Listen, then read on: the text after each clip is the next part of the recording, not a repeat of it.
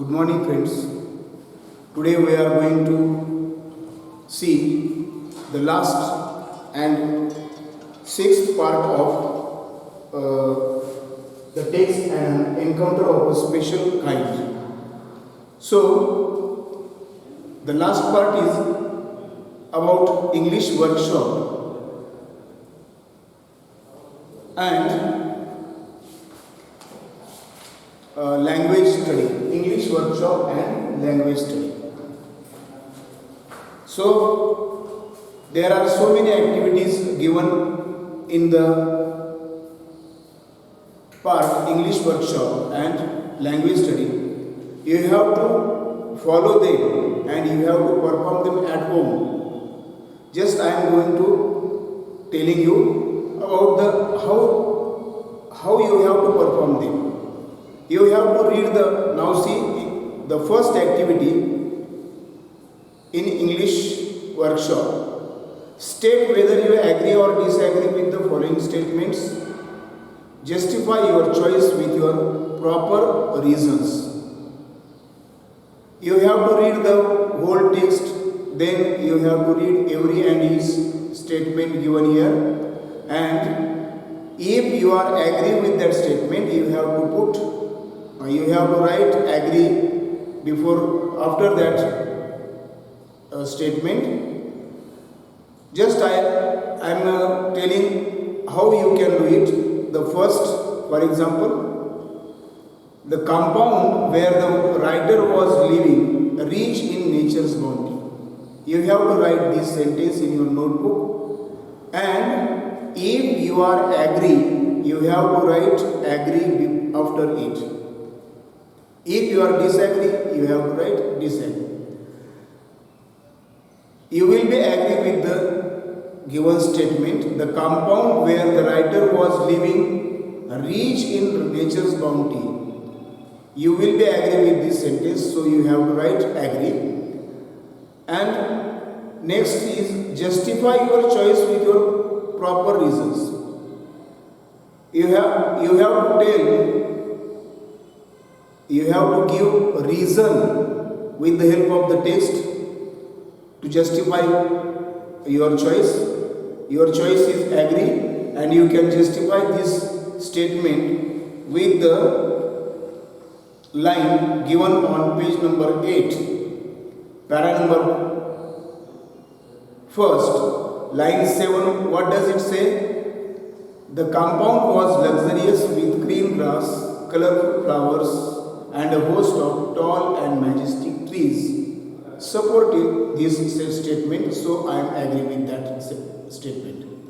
विद्यार्थी मित्रांनो, इथं दिलेल्या स्टेटमेंटला सगळी स्टेटमेंट वाचायची, त्याच्या अगोदर पूर्ण पाठ वाचायचा, नंतर ही स्टेटमेंट वाचायची. स्टेटमेंट वाचल्यानंतर ते स्टेटमेंट लिहून काढायचं आणि त्यापुढं तुम्ही जर ॲग्री असाल, तुम्ही त्या स्टेटमेंटशी जर सहमत असाल तर ॲग्री लिहायचं आणि असहमत असाल तर डिसॲग्री लिहायचं. आणखी एक तुम्हाला गोष्ट करायची, तुम्हाला त्याच्या समर्थनार्थ तुम्ही ॲग्री का आहात, डिसॲग्री का आहात हे सांगणारं वाक्य तिथं धड्यातलं तुम्ही शोधून घ्यायचं, त्याचं कारण द्यायचं.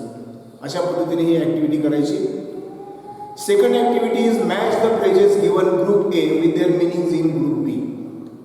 ग्रुप ए मध्ये काही फ्रेजेस दिलेत आणि ग्रुप बी मध्ये त्याच अर्थाच्या दुसऱ्या फ्रेजेस दिलेल्या आहेत. मी तुम्हाला या फ्रेजेस लिहून दाखवत नाही, फक्त क्रमांक सांगतो त्याचे. तुम्ही तुमचं पुस्तक उघडलेलंच असेल पेज नंबर 12 तर पेज नंबर 12 तुम्ही ते पुस्तक उघडून ते मॅचिंग करून घ्यायचं. To be a part and parcel of या फ्रेजला समानार्थी फ्रेज असते 6व्या क्रमांकाची. To be an essential or integral part, तुम्ही तिथं 6वा क्रमांक देऊन टाका.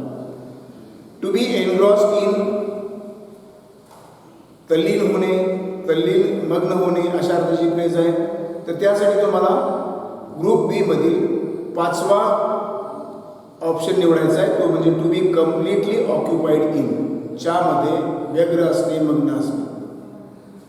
तिसरी आहे टू टेक नोटीस ऑफ. या फ्रेजसाठी तुम्हाला ग्रुप बी मधील पहिल्या क्रमांकाची फ्रेज घ्यावी लागेल.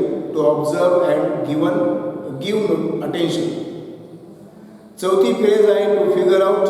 त्यासाठी तुम्ही अर्थ घ्यायचा आहे ग्रुप बी मधला दुसऱ्या क्रमांकाचा, to be able to solve a problem.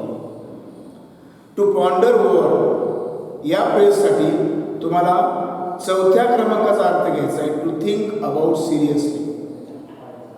To be overwhelmed by यासाठी तुम्हाला सातव्या क्रमांकाचा अर्थ घ्यायचा आहे to be affected emotionally in a powerful way. In a flash या फ्रेजसाठी अर्थ घ्यायचा आहे आठव्या क्रमांकाचा व्हेरी क्विकली. आणि टू फाइंड अ सोलिस या फ्रेजसाठी अर्थ घ्यायचा आहे तिसऱ्या क्रमांकाचा to find comfort and peace. Okay. तिसरी ॲक्टिव्हिटी आहे write in your own words. स्वतःच्या शब्दातल्या. There are two questions given. You have to give the answers to these questions finding from the lesson. Okay. Now activity number 4. Read the text carefully and arrange the occurrence of happenings in the text in a sequential order. या वाक्यामध्ये तुम्हाला occurrence of happenings असं दिसतंय. 3 शब्द आहेत. occurrence of happenings. हा occurrence of happenings असं लिहिणं चुकीचं असतं. तिकडून चुकून तसं लिहिलं गेले त्यासाठी त्याच्याऐवजी तुम्ही काय करायचं असं का चुकलंय आणि ऑकरन्सचं स्पेलिंग पण चुकले. OCCURANCE झाले. RANCE नसतं RENCE असतं. तर मी का हे चुकीचं आहे असं का म्हणतोय तर ऑकरन्सचाच अर्थ असतो हॅपनिंग. हॅपनिंगचाच अर्थ असतो ऑकरन्स. मग ऑकरन्स ऑफ हॅपनिंग्स ही फ्रेजच चुकीची आहे म्हणून ती कट करायची. त्याच्याऐवजी फक्त ऑकरन्सेस हा शब्द लिहायचा आणि त्या शब्दाचं स्पेलिंग लक्षात ठेवा.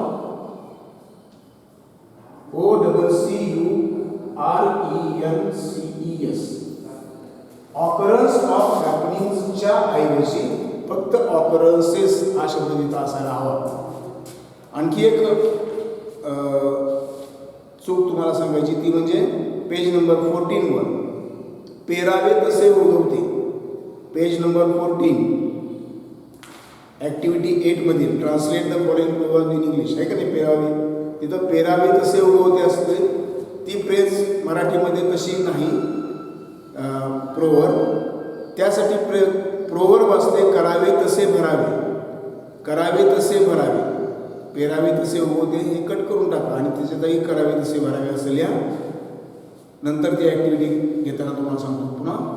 आणि आणखी एक करेक्शन करायचं आहे ते म्हणजे पेज नंबर 16 वर लँग्वेज स्टडीमधील जो तक्ता दिलेला आहे त्या तक्त्यामध्ये प्रेझेंट पार्टिसिपल असं लिहिलं. प्रेझेंट पार्टिसिपल त्याच्या पुढं आणखी तुम्हाला ॲडिशन करायचं आहे यूज्ड ॲज ॲडजेक्टिव्ह. प्रेझेंट पार्टिसिपलच्या खाली ॲडिशन काय करायचं आहे यूज्ड ॲज ॲडजेक्टिव्ह. आणि नंतर मग तुम्ही आता पाठीमागे या ॲक्टिव्हिटी आपण बघत होतो ऑकरन्सेसचा. Read the text carefully and arrange the occurrences in the text in a sequential order. या ठिकाणी धड्यामध्ये घडलेले वेगवेगळे प्रसंग दिले आहेत. 13 प्रसंग दिले. मग ते 13 प्रसंग धड्यामध्ये जसे घडले तशा क्रमाने तुम्हाला ते अरेंज करायचे. या 13 पैकी कदाचित 10वं वाक्य जे आहे आय सॉ समथिंग हॉरिबल हे पहिल्यांदा आले का बघायचं तर त्याला पहिल्यांदा एक क्रमांक करायचे. अशा पद्धतीने क्रमांक तुम्ही त्याला द्यायचे. कळालं? ठीक आहे. Activity number 5 discuss the following and write about it in your own words in 5 to 6 lines. खाली दिलेल्या 2 प्रश्नाची उत्तर तुम्ही 5 ते 6 ओळीमध्ये लिहिण्याचा प्रयत्न करायचा घरी. Complete the following and right a paragraph on each of the given activities.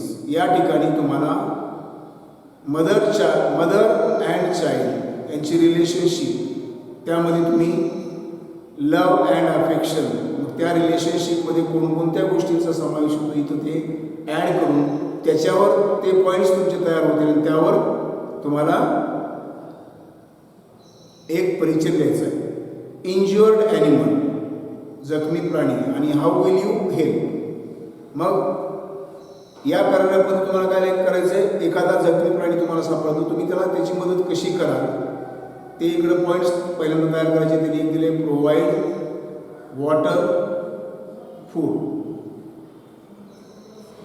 आणखी तुम्ही त्यामध्ये पॉईंट्स ॲड करून पहिल्यांदा पॉईंट्स तयार करायचे, नंतर त्याचं परिचयाच्या रूपात परिचय तयार करायचं. ॲक्टिव्हिटी 7मध्ये work in pairs and make as many words as you can using letters in the word encounter. तुम्हाला माहिती आहे एनकाउंटर हा शब्द आहे, त्यातली अक्षरं वापरून 3 letter words, 4 letter words, 5 or 6 letter words अशा पद्धतीने करून दिल्याप्रमाणे तुम्हाला जितके जास्तीत जास्त करता येतील तेवढे करायचे. ॲक्टिव्हिटी नंबर 8मध्ये translate the following proverbs in English. आता ही ॲक्टिव्हिटी, हे पुस्तक पूर्वी प्रिंट झाल्यामुळं पूर्वीच्या वेळेस होती, पण आता अशी नसते ॲक्टिव्हिटी. ॲक्टिव्हिटी कशी असते, इंग्लिश प्रोव्हर्ब दिली जाते, त्याचं तुम्हाला मराठी म्हणीमध्ये रूपांतर करायचं असतं. ही ॲक्टिव्हिटी अगोदरच्या वेळेस होती की मराठी प्रोव्हर्ब दिली तर त्याचं इंग्रजीमध्ये कसं इंग्रजी प्रोव्हर्ब कशी तयार होईल असा प्रश्न विचारला जायचा. हा प्रश्न आता येणार नाही, पण तुम्हाला इंग्लिश प्रोव्हर्बसाठी मराठी प्रोव्हर्बच वापरावी लागते, मराठी म्हणच वापरावी लागते. आणि इथं दिलेली पेरावे तसे उगवते ही मराठी म्हण नाही, त्याऐवजी काय म्हण आहे, करावे तसे भरावे.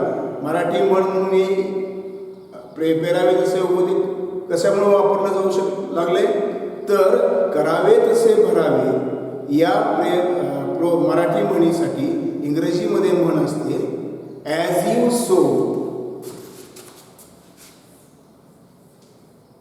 As you so, so shall you reap. Remember, SHALL should not be pronounced as shall. It should be pronounced as shall. As you sow, so shall you reap. हे सो वेगळं आहे, SOW आहे, हे सो SO आहे, हे वेगळं आहे. मग as you sow so shall you reap अशी इंग्लिशमधली म्हण तुम्हाला आली की तुम्ही त्याचं मराठीमध्ये लिहिताना करावे तसे भरावे असंच लिहायचं. पेरावे तसे उगवते किंवा पेरावे तसे उगवेल हे लिहिणं चुकीचं आहे. कारण का, इंग्रजी म्हणीचा ट्रान्सलेशन करताना त्यासाठी फक्त मराठीतली म्हणच वापरायची असते, त्याचा शब्दशः भाषांतर करायचा नसतो. मग बघा बरं, तुम्ही पेरावे तसे उगवते म्हणल्यानंतर ॲज यू सो, सो म्हणजे पेरणे, जसं तुम्ही पेराल तसं उगवेल, तशी तुम्ही पिकाची कापणी कराल, असं तो शब्दशः अर्थ होतो. मग तो शब्दशः अर्थ पेरावे तसे उगवते असं घ्यायचा नाही, करावे तसे भरावे असंच त्या as you sow so shall you reap या म्हणीसाठी इंग्रजी मराठीतली म्हण असेल करावे तसे भरावे. कळालं? पुढं चला. Write a paragraph and give an appropriate title to it. Use the following points. या ठिकाणी birds, animals, love and affection, loyal, our best friends, serve as protection and security, kindness, honest, compassion, do not hurt or destroy us. Birds and animals या विषयावर तुम्हाला दिलेल्या या पॉईंटच्या साहाय्याने paragraph लिहायचा आहे, तो घरी लिहायचा तुम्ही. How they are loyal to us, how they serve us, how we are kind to them, how they are honest to us, how there should be compassion within us for them, love and affection between we and they. या सगळ्या मुद्द्यांचा वापर तुम्ही करून तुम्ही how they are our best friends या सगळ्या मुद्द्यांचा वापर करून तुम्ही पॅराग्राफ लिहायचा आहे. Complete the remaining blocks determining the types of news. Types of news कोणकोणते असतात? एक दिली बिझनेस, दुसरं दिले स्पोर्ट्स. बातम्यांचे प्रकार कोणकोणते असतात त्यामध्ये लिहा. ट्रान्सलेट फॉरेन न्यूज रिपोर्ट घरी करा. या दोन ॲक्टिव्हिटी तुम्ही घरी करायचे पुढच्या पण. आता लँग्वेज स्टडीमध्ये बघा, लँग्वेज स्टडीमध्ये पहिलं दिलं आहे present participle, the form of a verb ending in ING which is used in forming continuous tenses. For example, he is sitting here.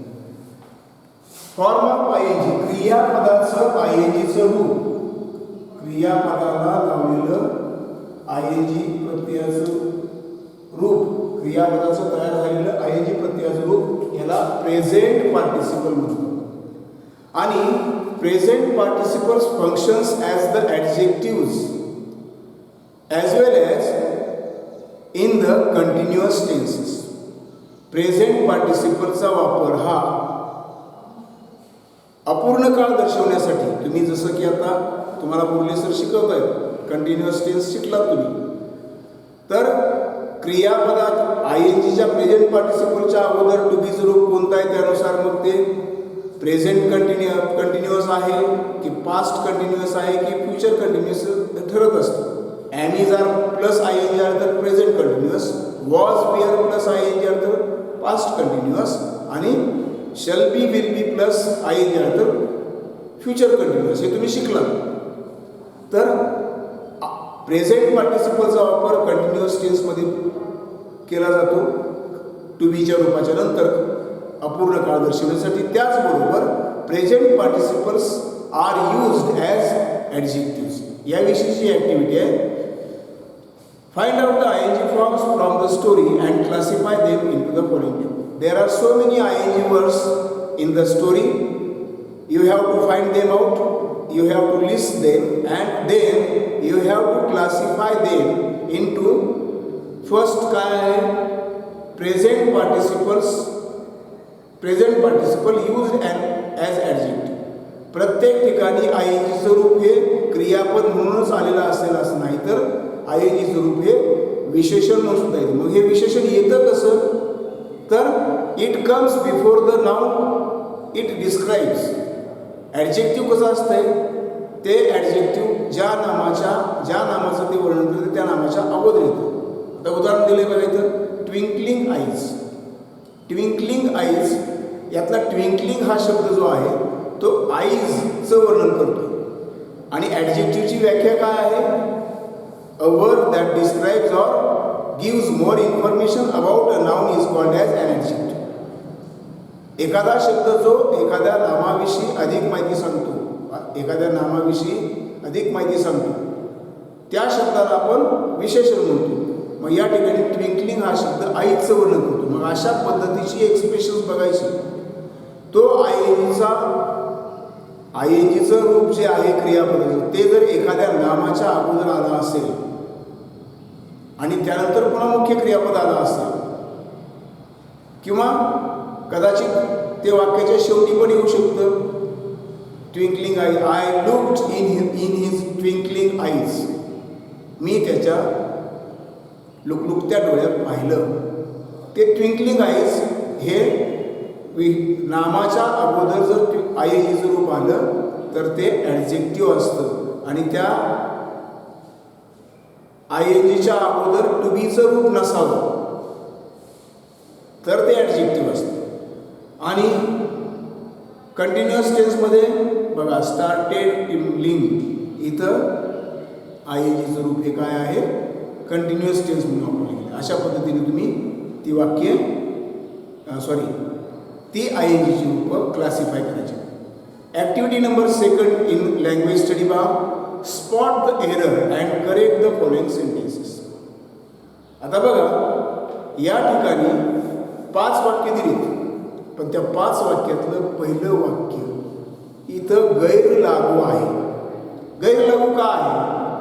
Language study ही धड्याशी संबंधित नसते. धड्यामध्ये कोण आलं होतं, मग इथं काय आलं. आता बघा इथं काय दिलं, my grand parents let down for an afternoon nap. मग तुम्ही मागं बघणार काय चुकलं बघणार, तिथं नाही तिथं माय ग्रँड पॅरेंट्स नाही, माय पॅरेंट्स, माय सिस्टर्स असा करता आहे. म्हणून इथं आपण एरर कशाला म्हणणार, माय ग्रँड पॅरेंट्सला म्हणणार.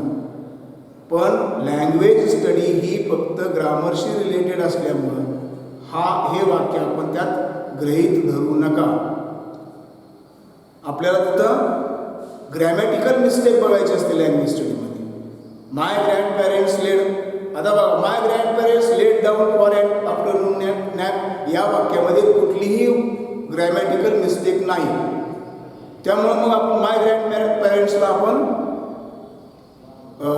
एरर म्हणू शकत नाही. का तो धड्यामध्ये आलं, धड्यामध्ये वाक्यामध्ये वाक्य ग्रॅमॅटिकली बरोबर आहे का एवढंच बघायचं आपल्याला या ठिकाणी स्पॉट द एररमध्ये. ठीक आहे. मग या ठिकाणी पहिलं वाक्य तुम्ही विचारात घ्यायचं नाही. पुढची 4 वाक्य मी इथं बोर्डवर लिहिली आहेत बघा. A stranger were knocking at our door. या वाक्याचा सब्जेक्ट अ स्ट्रेंजर आहे. Were knocking you have studied, it is the past progressive tense. कंटिन्युअसलाच प्रोग्रेसिव्ह म्हणतात. तर अ स्ट्रेंजर हा सब्जेक्ट कसा आहे, सिंग्युलर फॉर्ममध्ये. मग सिंग्युलर फॉर्ममध्ये असलेल्या सब्जेक्टच्या पुढं सिंपल पास्ट दर्शवण्यासाठी वेअर येऊ शकते का, नाही येऊ शकते. आपल्याला त्यातला टेन्स पण चेंज करायचा नसतो ज्यावेळेस आपण एरर स्पॉटिंग करतो. आता स्पॉट द एरर म्हणल्यानंतर पहिल्यांदा त्यातली एरर काय निघाली आपली, मग अ स्ट्रेंजरच्या पुढं वेअर येऊ शकत नाही. काय येऊ शकतं मग, म्हणून याला स्पॉट करायचं, making a box or underlining it. मग अ स्ट्रेंजरच्या पुढे काय येणार आहे, वॉज येणार. A stranger was knocking at our door. ठीक आहे, कळालं. मग तुम्ही स्पॉटिंग करताना कसं करणार, वाक्य लिहायचं, स्पॉट करायचं आणि खाली ॲन्सर चिकवून करून किंवा ॲन्सर म्हणून पूर्ण वाक्य वॉज म्हणून लिहा किंवा नुसतं वॉज असं लिहा. चालेल. ठीक आहे. किंवा बॉक्सच्या खाली तिथं जागा करून वेअरला राऊंड करा आणि वॉज त्या ठिकाणी घेऊन जा. दुसरं वाक्य पहा. My sister and I shares a study. या वाक्यातला सब्जेक्ट कोण आहे, माय सिस्टर अँड आय हा सब्जेक्ट आहे. यातलं वर्ब कोणतं आहे, शेअर्स. शेअर्स हे वर्ब काय, कोणता टेन्स दर्शवतं, सिंपल यस प्रत्यय आला. यस किंवा येस form of the verb indicates simple present tense. Shares हे सिंपल प्रेझेंट टेन्स दर्शवणारं वाक्य आहे. म्हणजे हे वाक्य सिंपल प्रेझेंट टेन्स आहे. माय सिस्टर अँड आय हा सब्जेक्ट अनेक वचनी असतो. दोन सब्जेक्ट आणि दोघांचे तृतीय पुरुषी एकवचनी करता असेल, थर्ड पर्सन सिंग्युलर फॉर्म असा एक सब्जेक्ट असेल म्हणजे कोणता, he, she, it, a girl, a boy किंवा एखादं प्रॉपर नाम रमेश, या सर्वांना थर्ड पर्सन सिंग्युलर फॉर्म चे सब्जेक्ट्स म्हणायचे. मग या ठिकाणी काय दिसतं तुम्हाला, my sister and, my sister third person singular form आहे पण याच्या पुढे अँड आय जोडले आणि हे दोन सब्जेक्ट झाले म्हणजे अनेक वचनी सब्जेक्ट झाले. आणि त्यामुळं या पुढं सिंपल प्रेझेंट टेन्स दर्शवताना तुम्हाला माहिती आहे, सिंपल प्रेझेंट टेन्स दर्शवण्यासाठी एक तर क्रियापदाचं मूळ रूप येतं किंवा येस येस प्रत्यय येतं. आता हे चुकलंय, यस येस थर्ड पर्सन, हे थर्ड पर्सन सिंग्युलर फॉर्ममध्ये नाही, दोन सब्जेक्ट्स आहेत म्हणून इथं क्रियापदाचं रूप चुकले. मग त्याला स्पॉट करायचं शेअर्सला आणि सिंपल प्रेझेंट टेन्सच काय ठेवायचं म्हणून त्यातलं यस निघून जाईल मूळ क्रियापद. My sister and I share a study. कळालं. One of my friend is living school. आता बघा या ठिकाणी काय मिस्टेक आहे, one of my friend, one म्हणजे एक जण. आता वाक्य कसं आहे बघा, वन इज लिव्हिंग स्कूल, एक जण शाळा सोडत आहे. पण इथं काय केलंय, ऑफ माय फ्रेंड. आता one of my friend, friend हा शब्द ज्यावेळेस वन ऑफची रचना वाक्यामध्ये येते त्यावेळेस त्या पुढं येणारं नाम हे अनेक वचनी असलं पाहिजे. अनेक मित्रांपैकी एक आपण असं म्हणू शकतो की माझा एक मित्र आहे त्याच्यापैकी एक जण, असं म्हणू शकतो का, नाही म्हणू शकतो. One of my friend, one ऑफच्या पुढे येणारं जे नाम आहे कोणतं, फ्रेंड, हे नेहमी अनेक वचनी असायला पाहिजे. म्हणून इथं काय येईल इज. बाकी मग स्पॉटिंग काय झालं याला झालं. आणि हे इज जे आलं असतं कोणासाठी आलं असतं या वनसाठी आलं असतं, वन फ्रेंड्ससाठी नाही. माझ्या मित्रांपैकी एक जण, कळालं. आता मग तसंच इथं झालं अ फ्लॉक ऑफ बर्ड्स. आता हे अ फ्लॉक ऑफ बर्ड्स इथं पुढे येणारे क्रियापद हे कुणासाठी येणार आहे, अ फ्लॉकसाठी येणार आहे, बर्ड्ससाठी नाही येणार. इथं बर्ड्स दिसतंय म्हणून आपण इथं लगेच वेअर घ्यायचं नाही. म्हणजे स्पॉटिंग काय झालं एरर, वेअर. एरर काय वेअर. मग अ फ्लॉकसाठी येणार वर्ब काय असायला पाहिजे या ठिकाणी was. A flock of birds was flying over him. कळालं. आणि पुढची ऍक्टिव्हिटी पहा. Rewrite the sentences as per instructions given along with. तुम्ही टेन्स शिकलेले आहात.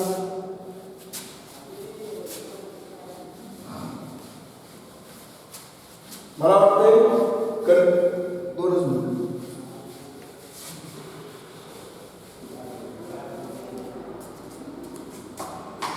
परफेक्ट टेन्स पर्यंत तुम्ही अजून पोहोचलेले नाही. त्यातलेच एक वाक्य दिले. तर I took the baby langur to our back yard. हे तुम्हाला वाक्य लिहून, आय टूक द बेबी लंगूर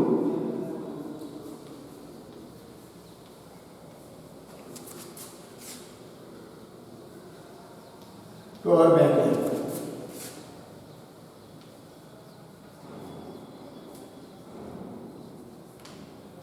हे वाक्य दिले आणि कंसात सूचना काय दिली तुम्हाला. Rewrite the sentence in the past perfect tense.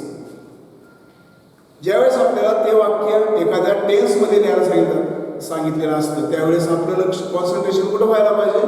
Tense कुठल्या शब्दावरून व्यक्त होतो, क्रियापदावर. मग त्यातलं क्रियापद शोधायचं. क्रियापद कोणतं आहे, टूक. सब्जेक्टच्या पुढे क्रियापद येतो, टूक हे क्रियापद. मग हे क्रियापद कुठल्या टेन्समध्ये आहे, सिंपल पास्ट टेन्समध्ये. मग आपल्याला काय करायला सांगितलं त्यांनी, पास्ट परफेक्ट टेन्स करायला सांगितलं. पास्ट परफेक्ट टेन्स च क्रियापदाचं रूप कसं असतं, हे क्रियापद हे बघायचं. या क्रियापदाचं पास्ट परफेक्ट टेन्स रूप कसं असेल, हॅड प्लस पीपी. मग आता ह्या टूकचं काय होईल, हॅड आणि टूकचं पीपी म्हणजे काय, पास्ट पार्टिसिपल म्हणजे थर्ड फॉर्म, म्हणजे त्याला तिसरं रूप असं म्हणतो. काय असते, टेकन. मग या ठिकाणी या टूकचं रूप हे टूक काढून टाकायचं. त्याच्या जागी याचं पास्ट परफेक्ट टेन्स होणार रूप म्हणजे हॅड टेकन ते ठेवायचं. I had taken the baby langur to our back yard. पुढचं वाक्य बघा. She simply sat there quietly. Rewrite the sentence in the present continuous tense. पुन्हा टेन्स बघायचं म्हणजे क्रियापद बघायचं. क्रियापद कोणतं दिसते तुम्हाला त्यामध्ये, सॅट. मग प्रेझेंट कंटिन्युअस करायचं असेल तर टू बीचं एम इज आर पैकी रूप प्लस आय एन जी. सॅटचं मूळ रूप काय असतंय, सीट. मग त्याला एम इज आर बघा, शीच्या पुढं एम इज आर पैकी काय येणार आहे, इज येणार आहे. एम शी एम नसते, शी आर नसते, काय असते, शी इज. शी इज सिम्पली आणि सॅटच्या जागी आय एन जी रूप प्रेझेंट कंटिन्युअस टेन्स तयार. She is simply sitting there quietly. पुढचं वाक्य आहे, the mother langur looked straight into my eyes. Rewrite the sentence in the simple present tense. हे वाक्य simple present टेन्समध्ये करायचं आहे. क्रियापद कोणतं आहे, लुक्ड. द मदर लंगूरच्या पुढं सिंपल प्रेझेंट टेन्स लुकचं कोणतं रूप यायला पाहिजे, एक तर लुक यायला पाहिजे नाहीतर लुक्स यायला पाहिजे. मग लुक कधी येईल, first person singular form, second person first person plural form, I आणि वी, यू आणि दे असं असेल तर लुक येईल.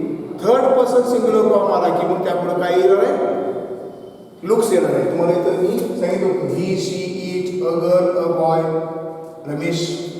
इथं मग काय, द मदर लंगूर हा थर्ड पर्सन सिंग्युलर फॉर्म असल्यामुळं सिंपल प्रेझेंट टेन्सचं रूपचं त्या ठिकाणी काय येणार आहे, लुक्स. आणि शेवटच्या वाक्यामध्ये she served the area for the vicious male langur. Rewrite the sentence in the simple future tense. या वाक्यामध्ये सिंपल फ्युचर टेन्स वापरायचं. सिंपल फ्युचर टेन्सचं क्रियापद कसं असतंय, shall oblique will plus main verb. मग यातलं वर्ब कोणता आहे, सर्वेड. मग सर्वेड हे कुठल्या टेन्समध्ये, सिंपल पास्ट टेन्समध्ये. मग सर्वे मधलं म्हणून घ्यायचं आणि शीच्या पुढं शी शल कधी नसते. शल आणि विल पैकी या ठिकाणी काय वापरावं लागेल आपल्याला, विल प्लस सर्वे म्हणून. मग ते वाक्य काय तयार होईल, she will survey the area for the vicious male nun. कळालं. आजच्या इथंच बस. पुढच्या तासाला पुन्हा आपण वेगळा घटक घेऊन भेटूया. Have a good day.